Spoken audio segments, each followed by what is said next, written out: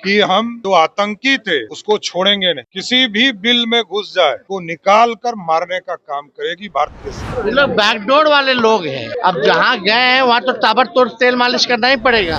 Candle march. और आज भारत को एक होने की जरूरत है। ये धर्म में बटा हुआ देश नहीं है, सब एक है और पूरा भारत मिलकर आतंकियों से लड़ने का काम करेगा, ये स्पष्ट। लालू जी का परिवार कानून बनाकर पासी समाज के लोगों को जेल भिजवाने का काम।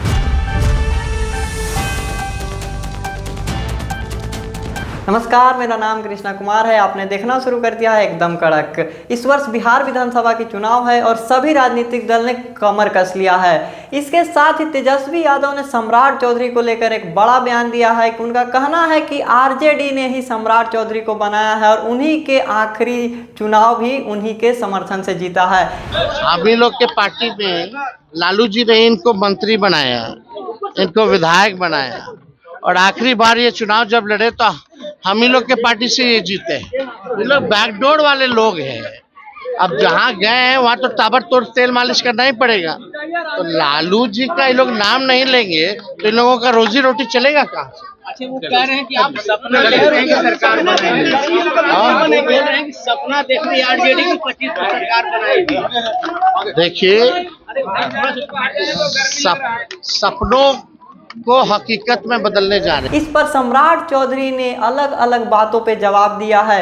जैसे उनका कहना था कि उनके दम पे नहीं, हम अपने दम पे बने हैं। और साथ ही उन्होंने शराबबंदी को लेकर के भी बड़ा बयान दिया है। जी हाँ, सम्राट चौधरी ने शराबबंदी को भी लेकर बड़ा बयान दिया है। उनका कहना था कि जब ये कानून बन रहा था तब तेजस्वी यादव उप मुख्यमंत्री थे। जी हाँ, तेजस्वी यादव उप मुख्यमंत्री थे और उन्होंने इसका समर्थन किया था। उस टाइम उस बिल का विरोध नहीं किया था और इस बार बिहार विधानसभा की चुनाव है तो वो इस पे राजनीतिक रोटी सेकना चाहते हैं। इसके साथ ही उन्होंने पहलगाम में हुए हमले को लेकर आरजेडी की तरफ से एक नारेबाजी की गई थी, तो उन पे हमला बोलते हुए सम्राट चौधरी ने क्या कहा है, आइए देखते हैं। चर्चा देश के यशस्वी प्रधानमंत्री जी ने मन की बात में कहा और प्रधानमंत्री जी ने स्पष्ट संदेश दुनिया को भी दिया है कि हम जो आतंकी थे उसको छोड़ेंगे नहीं। किसी भी बिल में घुस जाए उसको निकाल कर मारने का काम करेगी भारतीय सेना। इसलिए किसी भी हालत में भारत की सेना भारत के गौरव को आगे ले जाने का काम करेगी और प्रधानमंत्री नरेंद्र मोदी जी के नेतृत्व में ये भारत विकसित हो रहा है, उसकी पूरी मन की बात में उन्होंने चर्चा की। चाहे वो इस देश में सैटेलाइट्स कैसे स्थापित हुए, एनडीआरएफ को कैसे स्थापित किया गया है, सचेत के माध्यम से हम कैसे सचेत हो सकते हैं, उनकी पूरी चर्चा उन्होंने किया है। और इस भारत में जो गौरवशाली इतिहास रहा है, अप्रैल माह में और मई माह में गांधी जी के बारे में बताया, किस तरह सत्याग्रह बिहार से उन्होंने शुरू किया और इस भारत को आजादी दिलाने का काम किया। इसलिए मोदी जी जब मन की बात करते हैं तो देश के युवा को प्रेरणा देते हैं, प्रेरणा के स्रोत बनते हैं, भारत को समृद्ध बनाने का प्रयास करते हैं। देखिए, इस भारत में यदि नरेंद्र मोदी जी की सरकार 4 करोड़ पक्के मकान बनाती है तो उसमें सभी धर्मों को, अल्पसंख्यक समुदाय को भी 1 करोड़ से अधिक घर देने का काम करती है। पानी का पहुंचाने का काम किया जाता है 10 करोड़ घर में, तो सभी के घरों में पानी पहुंचाने का काम किया। इसलिए इस देश में कोई बंटवारा नहीं है।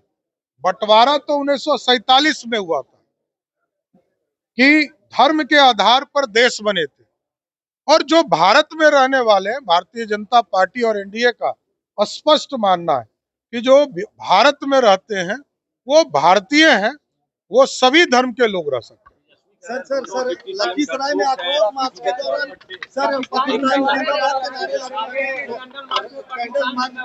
देखिए,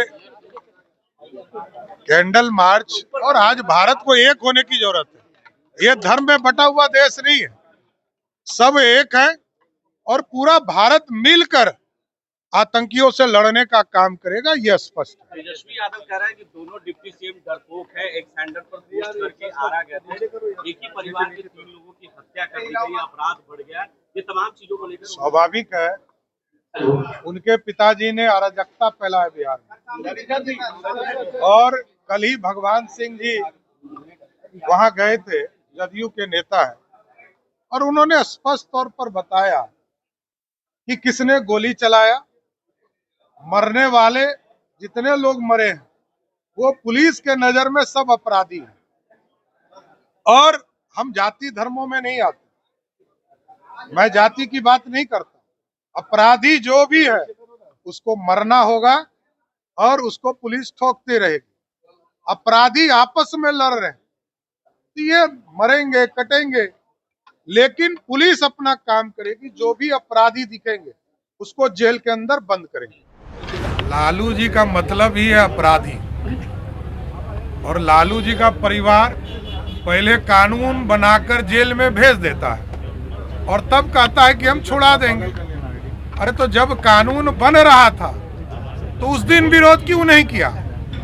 लालू जी का परिवार कानून बनाकर पासी समाज के लोगों को जेल भिजवाने का काम कर रहा है। यही लोग बैठे हुए थे सरकार में ना।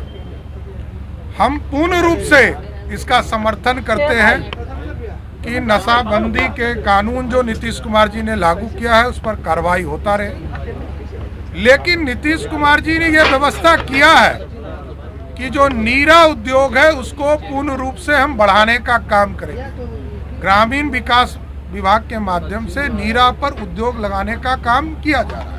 लेकिन वो सरकारी उद्योग लगा सर, ये राजद के नेता है जिस तरीके से पाकिस्तान जिंदाबाद के नारे लगा रहे हैं। देखिए ये तो चरित्र है ना, राजद का ये चरित्र है, देश के साथ गद्दारी यही लोग करते हैं। अच्छा, यदि गरीबों का पैसा लूटा, यही तो चरित्र है। देश के स्वाभिमान की रक्षा नहीं करता हो, यही राजद है, यही कांग्रेस है। कांग्रेस और राजद के लोग महिमा मंडन कर रहे हैं, तुष्टीकरण कर रहे हैं, इस चक्कर में वो भारत को भी गाली दे रहे हैं। तो जैसा आपने देखा कि आरजेडी पर हमला करते हुए उन्होंने बोला कि ये जो पार्टी है वो देश विरोधी पार्टी है। साथ ही उन्होंने पाकिस्तान जिंदाबाद के नारे पे उन्होंने क्या कहा आपने सुना कि ये पार्टी जो है वो सरकार के हित में नहीं बल्कि सरकार के अहित में सोचती है और जनता को मूर्ख बनाने का काम करती है। आरजेडी के बारे में आप अपनी राय कमेंट में बताएं और ऐसे ही खबरों के लिए हमारे साथ बने रहे और देखते रहे एकदम कड़क। धन्यवाद।